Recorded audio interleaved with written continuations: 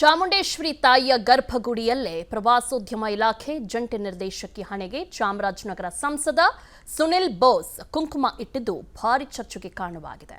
ಲೋಕಸಭಾ ಚುನಾವಣೆಯ ಅಫಿಡವಿಟ್ನಲ್ಲಿ ಸುನಿಲ್ ಬೋಸ್ ತಮಗೆ ಮದುವೆಯಾಗಿಲ್ಲ ಅಂತ ತಿಳಿಸಿದ್ರು.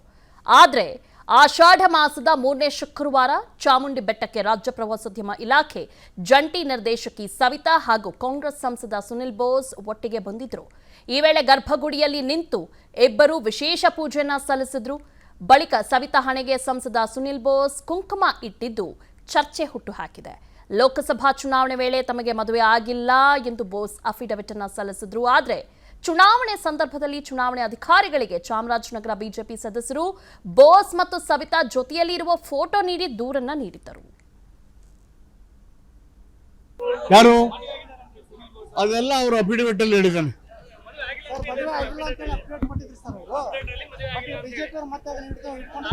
ಅದನ್ನ ಅಲ್ಲಿ ಎಲೆಕ್ಷನ್ ನಲ್ಲಿ ಅಬ್ಜೆಕ್ಷನ್ ಹಾಕಿದ್ರು. ಅದೆಲ್ಲ ಅವರ ಎಲೆಕ್ಷನ್ ಅರ್ಜಿ ಅಂಗೀಕಾರ ಆಗಿದೆ ಅಂದ್ಮೇಲೆ ಕಾನೂನು ರೀತಿ ಸರಿ ಇದೆ ಅಂತಲ್ವಾ.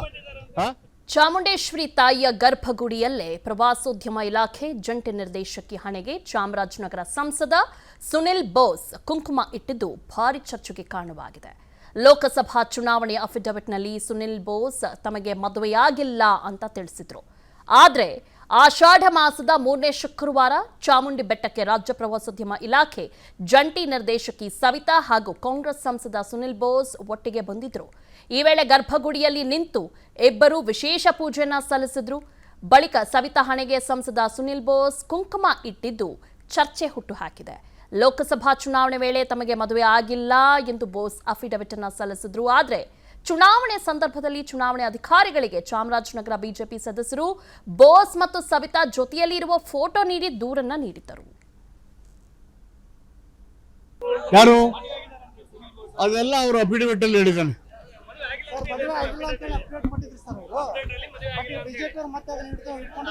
ಅದನ್ನ ಅಲ್ಲಿ ಎಲೆಕ್ಷನ್ ನಲ್ಲಿ ಅಬ್ಜೆಕ್ಷನ್ ಹಾಕಿದ್ರು. ಅದೆಲ್ಲ ಅವರ ಎಲೆಕ್ಷನ್ ಅರ್ಜಿ ಅಂಗೀಕಾರ ಆಗಿದೆ ಅಂದ್ಮೇಲೆ ಕಾನೂನು ರೀತಿ ಸರಿ ಇದೆ ಅಂತಲ್ವಾ.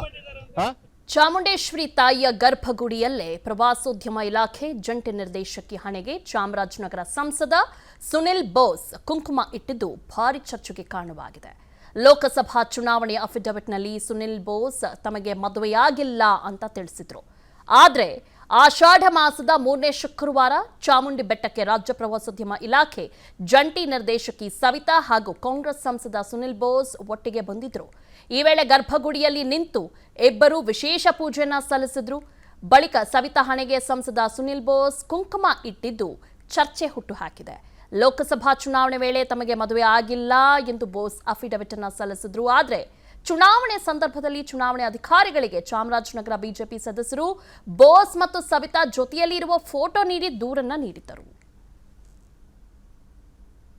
ಯಾರು ಅದೆಲ್ಲ ಅವರು ಅಫಿಡವಿಟ್ ಅಲ್ಲಿ ಹೇಳಿದ್ದಾನೆ.